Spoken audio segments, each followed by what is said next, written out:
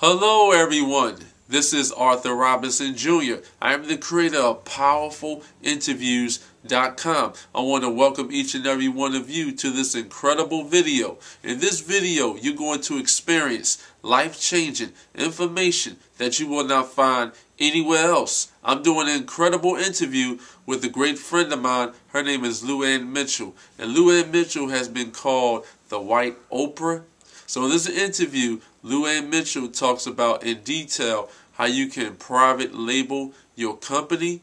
A lot of people don't know what private labeling is, but in this interview, LuAn Mitchell talks in detail how you can private label your successful company with other powerful brands and much, much more. She is a professional speaker and author. So right about now, go get your pen and your pad, sit back and relax, and write down some notes. In this interview that I'm going to reveal to you with my great friend LuAn Mitchell in regards to how you can private label your business is going to change your life. So check it out. You are experiencing a life-changing, powerful interview, and you are hearing it first from Arthur Robinson Jr.'s PowerfulInterviews.com. Good evening, everyone. This is Arthur Robinson Jr., and tonight I have another special interview just for you. Tonight I have a wonderful person on the call, and she's a great friend of mine. Her name is LuAn Mitchell. And for those that don't know LuAn, I'm going to explain to you about this incredible woman. LuAn Mitchell, she has been called the White Oprah, an international best-selling author, motivational speaker. She has been named Canada's one female business owner for 3 consecutive years, inducted as a leading woman entrepreneur of the world, former chairwoman, Mitchell's Gourmet Foods. She reaches millions globally as the popular host of Millionaire Mentor on Voice America Internet Radio, and is now syndicated with World Talk Radio to reach even more. She is the author of the best-selling book, Paper Doll, and that is an awesome resume. And without further ado, I'd like to welcome LuAn Mitchell to the call. Thank you so much. It's a real honor and a privilege to be on this call with you, Arthur, and thank you so much, sir. I'm thrilled to be together with all of your listeners and with you on this great day. Well, I'd like to thank you, LuAn, for taking time out your busy schedule to educate my listeners about business strategies. I gladly appreciate it. Thank you. What an honor it is for me as well. Now, what I would like to know, and can you educate my listeners in regards to who you are, how long you've been in your powerful industry, and what is your expertise? All right. Well, I guess I like to think of myself first and foremost as my roles in this life, and my top priority is as a mother, and I'm a mother of 4 children.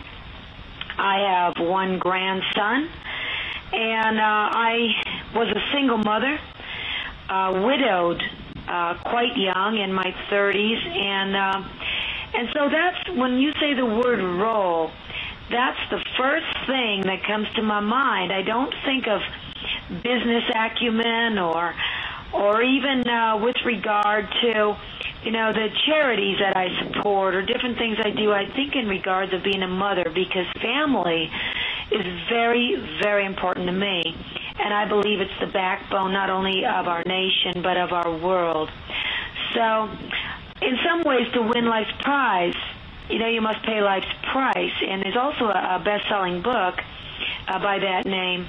And so depending on what we set our objectives, our mindset, our importance on that word, success or role, I was led, because of being a single mother, to needing to figure out a way to pay a mortgage that I couldn't do when my husband died, ways to feed my children, which was an extremely difficult task. When he died, we were left destitute and certainly very sad with the loss of a great man, but also left in a very precarious financial situation.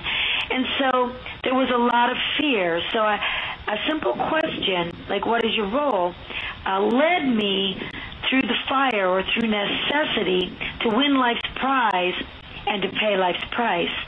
And life's price sometimes it can look way higher than we can afford.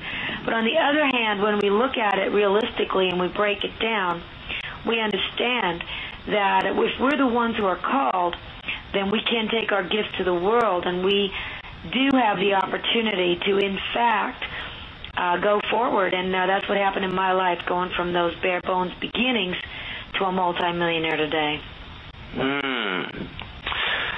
To everyone that's listening on this call, I highly recommend go right now and get your pen and your pad.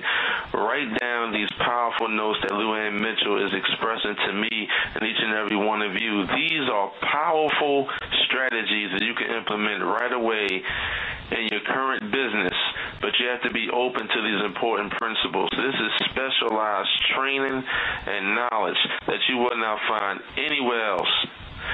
Now, LuAn, what I would like to know, and can you explain to my listeners in layman's terms, how long have you been in business, and what would you recommend that my listeners do in order to increase their revenues to make six figures or more?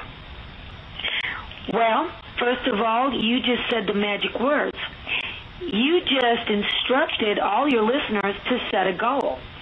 And you see, when you set a goal, you said six figures or more. This is a very, very important and really critical ingredient for the recipe of success. So if, in fact, and those of you who have taken the great advice that Arthur just gave you, and you have got a pen in hand, or you're making a note on your BlackBerry or your iPhone or your digitized computer, whatever it is, make a note of what was just said, because those were words of wisdom. And what we just said together in this call is set a goal. Now, not everyone's goal is necessarily going to be that high in their first goal-setting exercise, or maybe it is. But I would highly recommend that you do not set yourself any goals that are really low. And if fear has been an acronym for the word fear, and it goes like this: false evidence appearing real. False evidence appearing real. So if your goal is six figures or more, write that down. If your hand is shaking when you write that and you think, oh my gosh, that's maybe too high, maybe what I need to do right now is I need to just set myself a goal that's low, so that if I reach that, I can be motivated to go higher. I would suggest that you're holding yourself back. You do not want to hold yourself back. If you find yourself finding some let's say, fear factors, again, false evidence appearing real, it's making your knees knock, making you fearful, then you got to really identify what is going on in your mind, what is going on in your heart, because managing your expectations really requires that you learn to love others as you go through those individual lessons that you're learning yourself. Now, in my case, I felt a lot of resentment and anger. I mean, I was a stay-at-home mother. I had three very small children. My husband was working. He had an illness. We had very high medical bills. We had a mortgage that was reasonable for our family, but it was out of my reach in the moment, and that was with trying to balance so much more and working jobs from the house. When he died, I thought, man, I can't manage my expectations.